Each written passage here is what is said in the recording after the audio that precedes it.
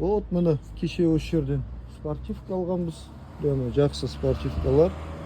Бағалары да сапалы. Были утром, да?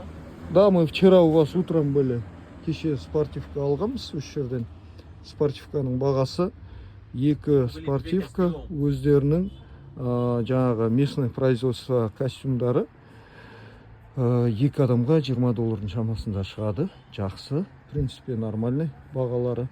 Сондай-ақ футболкалар да бұл жақта киген бетте сразу айтады сізге $8, $10 деп футболка, $15 деп жаңағыдай көбейтеді. Өздерінің бұл да местный производство футболкалары жаңағыдай хабы жақсы деген материалдардан жасалынған. Бірақ оған көнбеңіздер, себебі бірден айтыңыздар, футболкалар бізге $10-ға 3 футболка керек деп айтыңыздар. Сонда жақсы болады. Футболки почем, брат? Есть тебя 5, есть тебя 7, есть тебя 10. Так, разные, да? Местное производство которое? Все местное производство? Самое дольше фиан? Нет, местный, хороший ткань, текстиль. Хороший ткань, вот. Вот, который Армани. Ага. Вот, так.